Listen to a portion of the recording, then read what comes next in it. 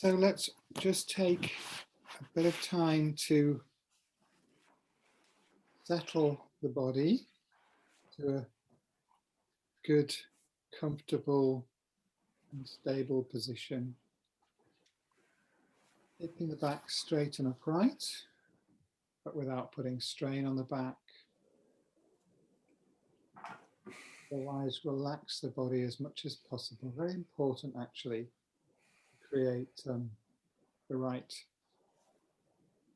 conditions to be able to meditate well. So, bring your attention into the body.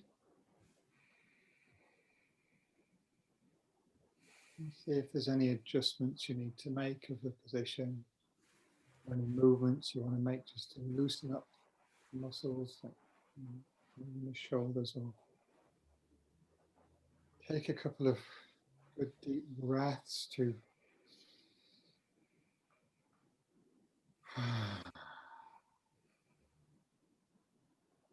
just let any tight energy, any stress and strain from the day gently be released.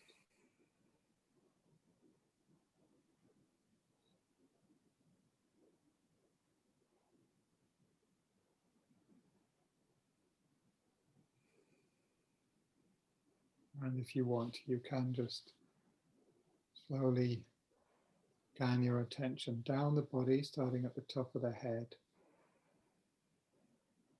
And notice wherever there's tension in the muscles. And as you breathe out, just allow those tense muscles to relax.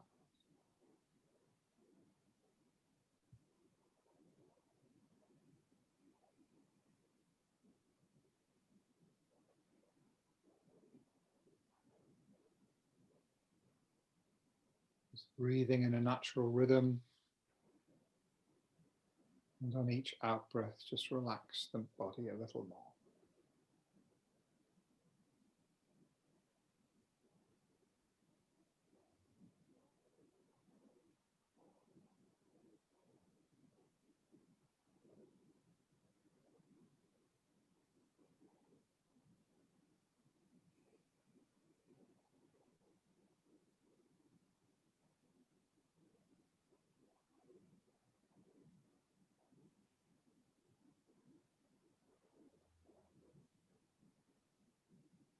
And when you're ready, bring the attention to the breath,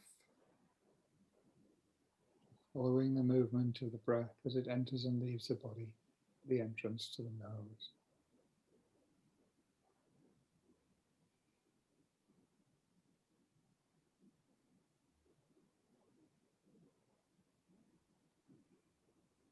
This is to quieten and still the mind. Just letting it rest on that object of awareness.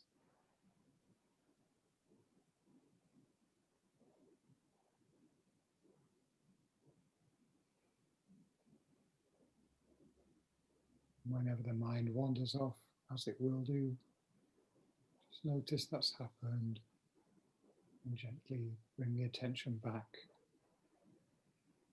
to the sensation of the air passing the entrance to the nose. And just do that for 1 or 2 minutes.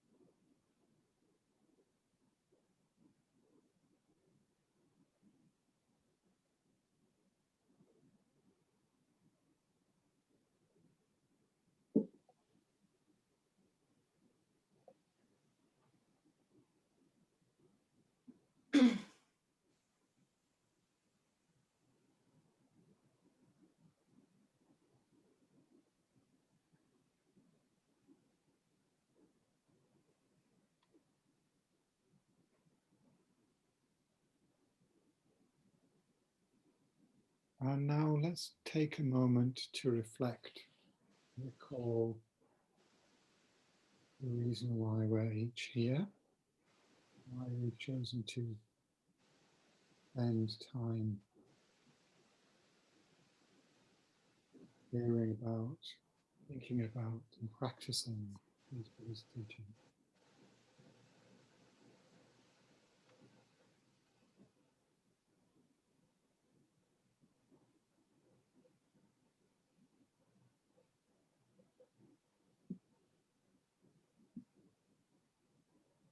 Very helpful to have a clear sense of your own motivation,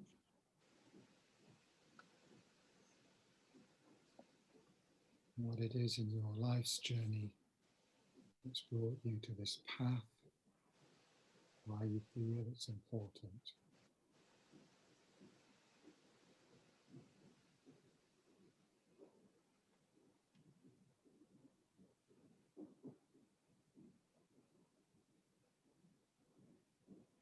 So, but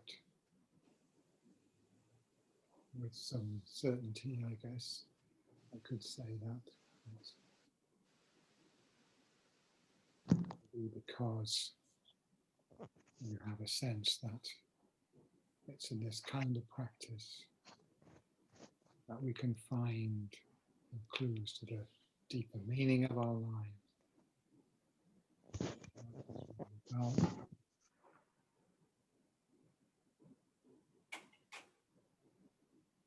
Find some answers to the deep problems of life, about suffering and happiness.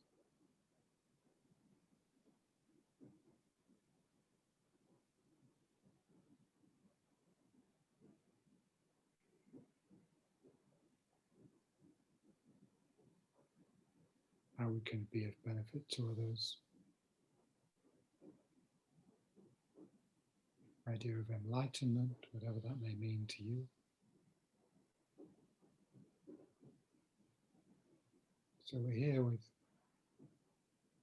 to a great extent, a shared purpose.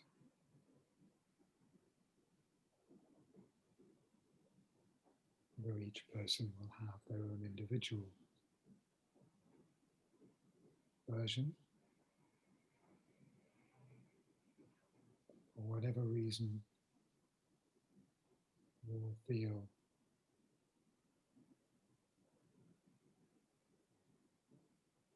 that the teachings given by the Buddha and passed down through the ages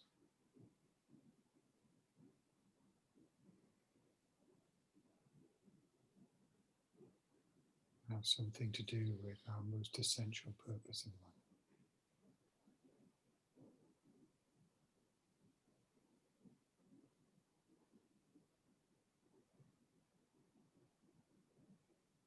So in the system of practice that we're studying here, then one begins with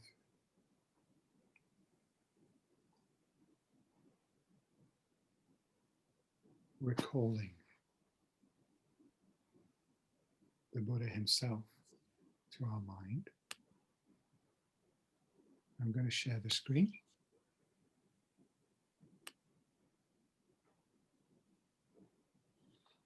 This is the traditional image, portrait, if you like, of the Buddha. Although it's idealized, but it is a picture of a real person who lived some 2,500 years ago, and from whom all of these teachings originate.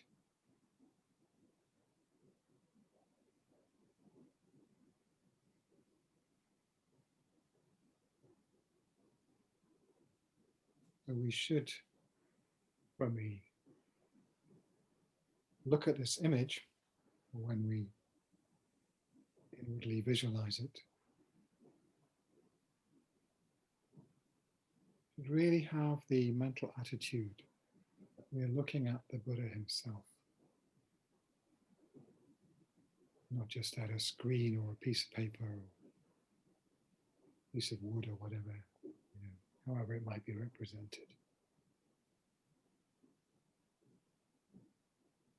Just like when we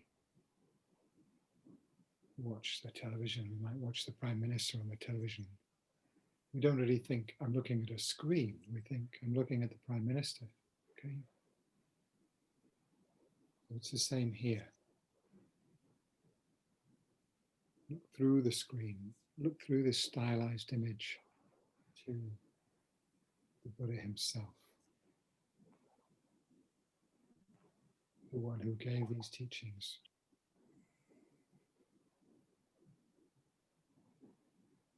All those thousands of years ago,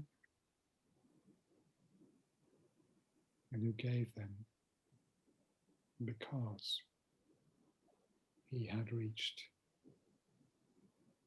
the state of transcendence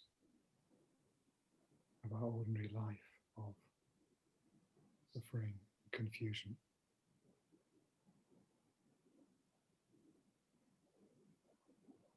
And so he becomes a source of refuge for us, a guide who can lead us on the path to that transcendent state.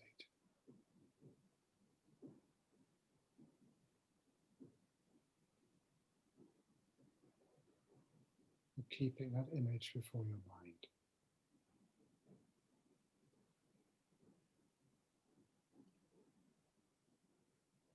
Just take a moment to consider that idea of refuge.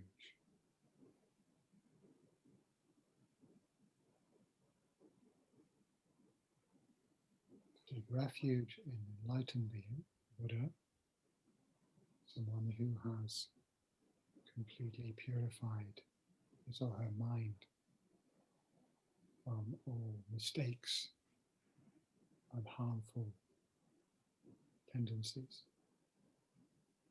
and has fully perfected all positive states of mind, such as love, compassion, wisdom, equanimity, concentration, and so forth.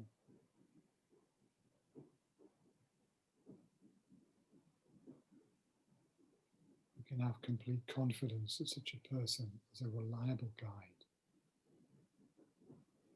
someone we can trust to lead us along the spiritual path.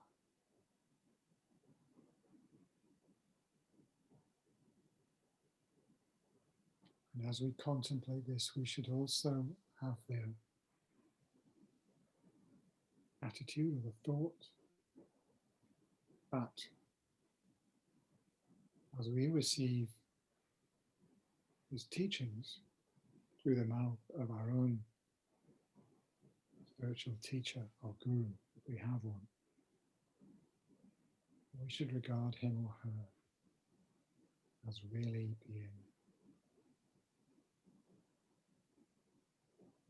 totally one with the Buddha. Same mind. So that when we view our spiritual teacher, we can have the sense that we're receiving these teachings directly from the source. And this brings great benefit to our mind. As we see this image, we should also think, this is my own teacher, my own root guru. And if you don't or haven't identified a particular living teacher as your guru in this life, you can just think that Shakyamuni Buddha himself is your guru.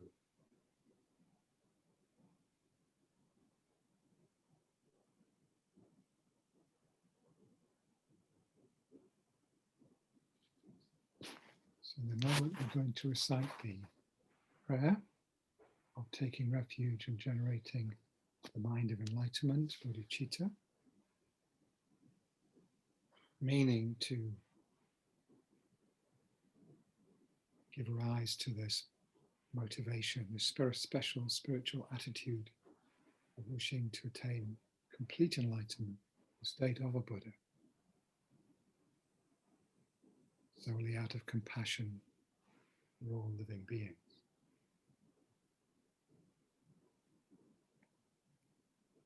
So just to, let's for a minute or so just to bring those two thoughts clearly to mind. We're taking refuge, placing our trust in the Buddha, in his teachings, and the spiritual community that he established. And we're taking refuge on the Mahayana level, which means following the Buddha's guidance, not just to be free from suffering ourselves, but in order to attain full enlightenment, so as to be able to benefit all the beings.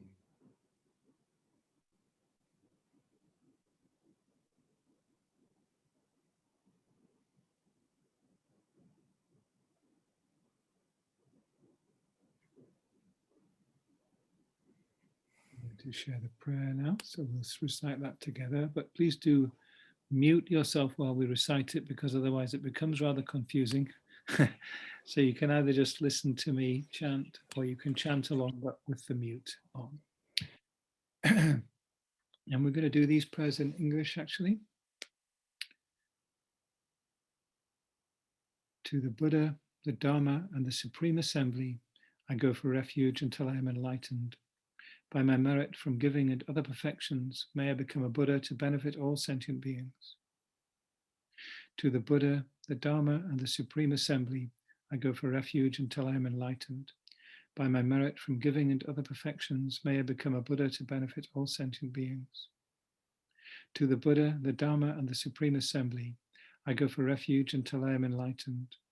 By my merit from giving and other perfections, may I become a Buddha to benefit all sentient beings. We also recite the mandala offering prayer. So here, in order to show our deep appreciation and gratitude for the gift of the Dharma that we're receiving, then we make this offering. And this is a visualized offering. We visualize the entire world in the form of a pure land, a mandala. It's like a golden disc with the land in the center, 4 continents, north, south, east, and west. And in the very center, a sacred mountain, Mount Meru.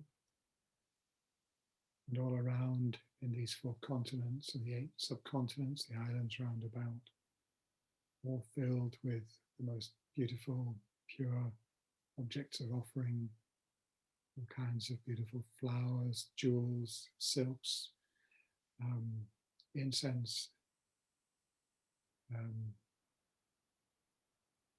every possible beautiful object, completely pure. We're offering all this to the Buddha and to the Guru, back to all the Gurus coming down from the Buddha and all the holy beings around him. The universal ground, purified with flowers and incense spread, becomes the pure realm of divine wisdom view. Magnificent Mount Meru is beautifully adorned with continents, sun and moon. May all sentient beings enjoy this pure land. Nidam Guru Ratna Mandalakam Niryatayami.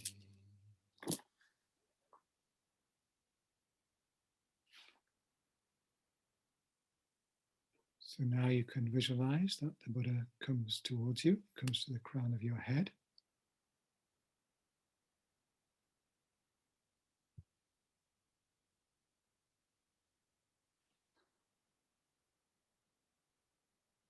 Strongly feel that he's actually there,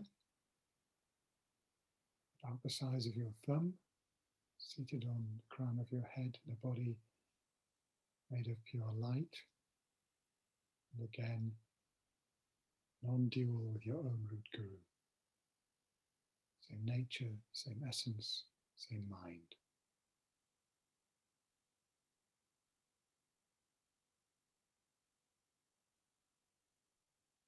So with the Buddha seated there, we're going to do a few minutes meditation. You can feel that you're receiving the blessings from the Buddha, from the Guru,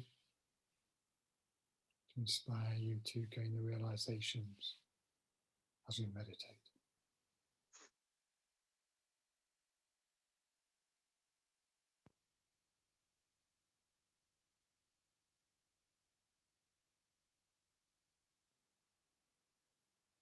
So here now, at this moment in time,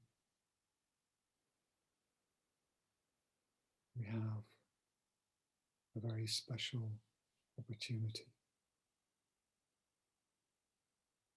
We've had the extraordinary good fortune to be born in a human body, to be born with the ability to understand Dharma teachings, the opportunity to practice them, and also a mental disposition that is receptive to the teachings. This is extremely rare. If we just think for a moment how many more animals there are than human beings, just for a start.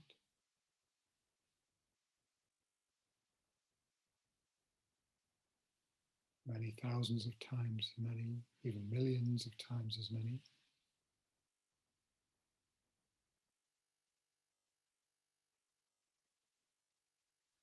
According to the Buddha's teachings, the mind is beginningless and endless.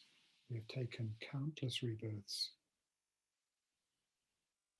many, many more times those have been as in the animal realm rather than the human realm.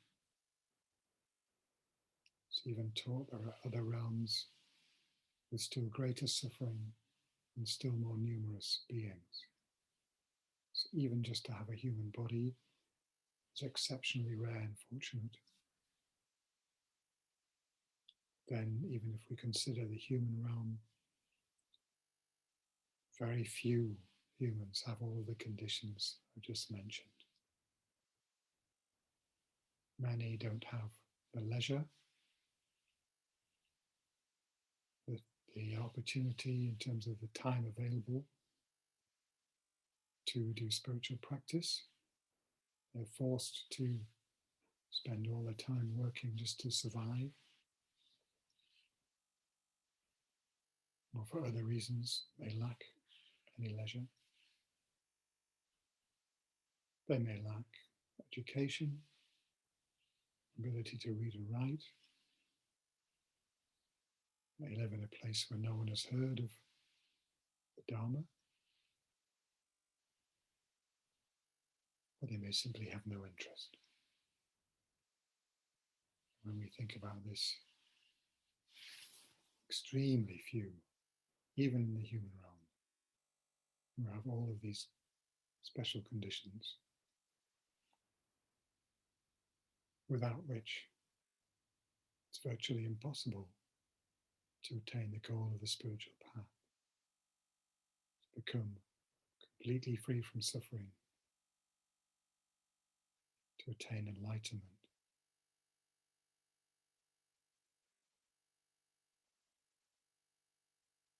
So this has been likened to a blind man discovering a jewel in a heap of rubbish.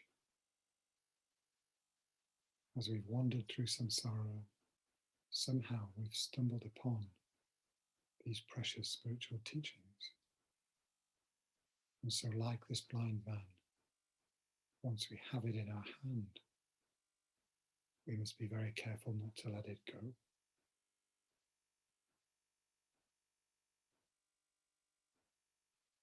So we should have great rejoicing in our heart. How unbelievably fortunate I am to have this precious opportunity.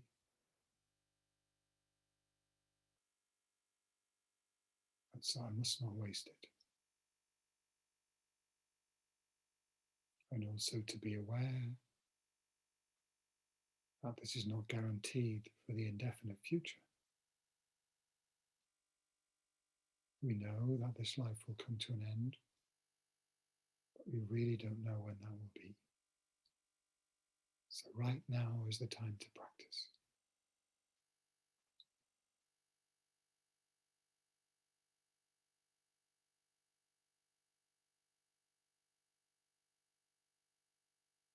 So keeping in mind that we're now in the presence of the Buddha, of our Guru, let's just spend 3 or 4 minutes, each in your own way, reflecting on this very special good fortune that we have. Allow yourself to feel deep joy. We found this spiritual treasure, but also a strong determination to make use of it, to seize the opportunity, and to continue with our spiritual practice.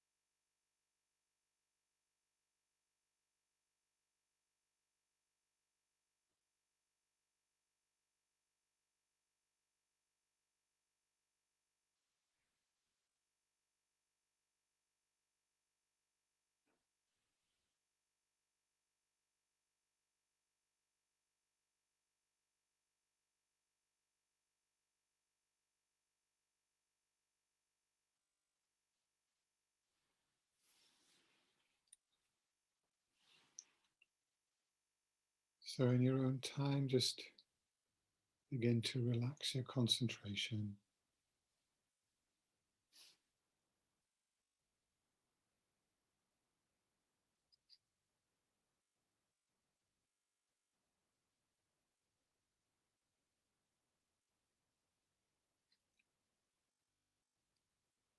and gently bring the meditation to an end.